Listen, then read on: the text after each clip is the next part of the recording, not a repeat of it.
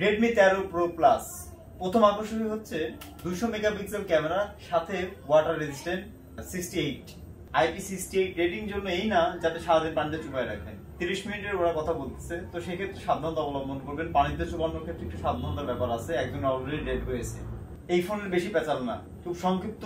কোন কোন কারণে এই ফোনটি কিনবেন খুব সংক্ষিপ্ত প্রসেসে আমি সংক্ষিপ্ত কয়েকটা কথা বলবো ফোনের গুরুত্বপূর্ণ পয়েন্টগুলোতে আজকে আলোচনা হবে একটা নেগেটিভ সাইড বর্তমান সময়ে আমি মনে করতেছি যে ফোনগুলোর দাম 30 এর উপরে চলে যাচ্ছে আসলে কিন্তু বাজেটের কারণে হয়তো এটা হচ্ছে আসলে এই প্রাইসের মধ্যে দেখা যাচ্ছে আমাদের এটা কিন্তু 20 এর রেঞ্জের মধ্যে কিন্তু এই মডেলগুলো আমরা পেতাম ইতিপূর্বে কিন্তু এখন দেখা যাচ্ছে যে এই ফোনগুলো আমাদেরকে 30 এর উপরে কিনতে হচ্ছে হ্যাঁ বর্তমান সময়ে অন্যান্য ফোনের তুলনায় কম্পেয়ার করলে এই ফোনের দামটা কম কিন্তু আসলে কি কম খেয়াল করে দেখেন আমরা কিন্তু কিছু বছর আগে আমরা 30 এর নিচে ভালো ভালো ফোন পেয়েছি আসলে বর্তমান বাজেটের জন্য এই অবস্থাটা হচ্ছে সেই অনুপাতে আমরা এভারেজ বলতে পারি আরেকটি মজার ব্যাপার হচ্ছে মাত্র 20 মিনিটে এটি ফুল চার্জ হয় 120 ওয়াটের চার্জার এখানে একটি কথা আমি বলি যেই ফোনটা দ্রুত চার্জ হয় সেই ফোনটা দ্রুত আবার ব্যাটারি কিন্তু ড্রেন হয় ব্যাটারি দ্রুত শেষ হয় তো এটা কিন্তু একটা পয়েন্ট অনেকে দেখা যায় 120 ওয়াট জন্য এক্সাইটেড হওয়ার এত কিছু নাই আসলে এত দ্রুত চার্জের নেগেটিভ কিছু সাইড রয়েছে তো যাই হোক এভারেজ 120 ওয়াট চার্জ এখন বর্তমানে অনেক ফোনে দিচ্ছে সেই অনুপাতে এটা আমি এভারেজ বলতে পারি ডিসপ্লে সেকশনে ওএলইডি 120 হার্টজের ডিসপ্লে রয়েছে এবং সেই সাথে 1800 নিটস ব্রাইটনেস এটা কিন্তু অনেক পজিটিভ একটা ব্যাপার আর হার্ডওয়্যার সেকশনে অ্যাসোসি নিয়ে আমরা কথা বলি প্রসেসর এখানে একটা মজার ব্যাপার রয়েছে এটা 7200 মিডিয়াটেকের ডাইমেনসিটি 7200 মডেল যেটি কিনা মাত্র 4 ন্যানোমিটার এই প্রসেসরটা আমার কাছে খুবই ভালো লেগেছে কারণ এই প্রসেসরটা আপনার ব্যাটারিটা খুব কম ইউজ করবে স্টোরেজের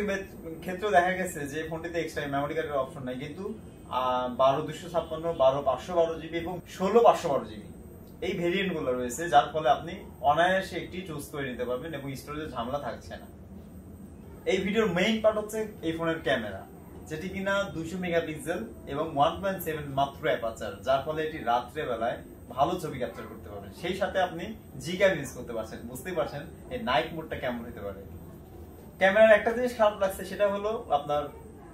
মাত্র 8 মেগাপিক্সেলের একটি ক্যামেরা দেওয়া হয়েছে ওয়াইড অ্যাঙ্গেল লেন্স এবং 2.2 অ্যাপারচার এটা আমার কাছে খুবই খারাপ লাগছে এবং সেই সাথে আমার বলতেই হচ্ছে মাত্র 2 মেগাপিক্সেল ম্যাক্রো ক্যামেরা এবং এটিতে ফ্রন্ট ক্যামেরা রয়েছে যেটি কিনা আপনার 16 মেগাপিক্সেল এটি এভারেজ লেগেছে আমাদের আপনাদের মনে আছে ইতিপূর্বে আমাদের Redmi 10 Pro যেটা ঠিক আমার ক্যামেরাটা ওইটার মতো লাগছে লাউড স্পিকারে আছে হচ্ছে আপনার স্টিরিও স্পিকার রয়েছে হার্ডওয়্যার সেকশনে যে আমাদের চিপসেট ব্যবহার করা হয়েছে যেটা মিডিয়াটেক 7200 রিভিউগুলোতে সামনে একটা বিষয় উল্লেখ করা হয় না যেমন এই ফোনটিতে কিন্তু 5G থাকলেও 5G তে কিন্তু এর কয়েকটা ব্যান্ড রয়েছে যেমন 5G 1 3 5 8 28 38 41 77 78 এই বিষয়গুলো কিন্তু অনেক জরুরি তো যাই আমাদের দেশে 4G ঠিক মতো নাই 5G নিয়ে কথা না বলি গেমিং সেকশনে এই ফোনটিতে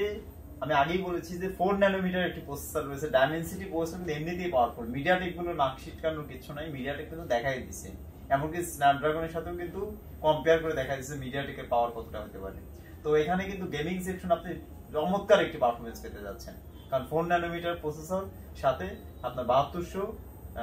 ডাইমেনসিটি প্রসেসর মূলত 4 ন্যানোমিটারের তো এখানে আপনি গেমিং সেকশনে কোনো ল্যাগ ছাড়া আমি ultra setting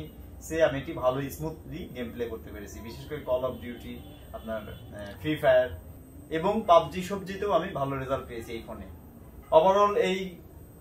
Redmi 13 Pro Plus এই ফোনটিতে আমি একটি কথাই বলবো যে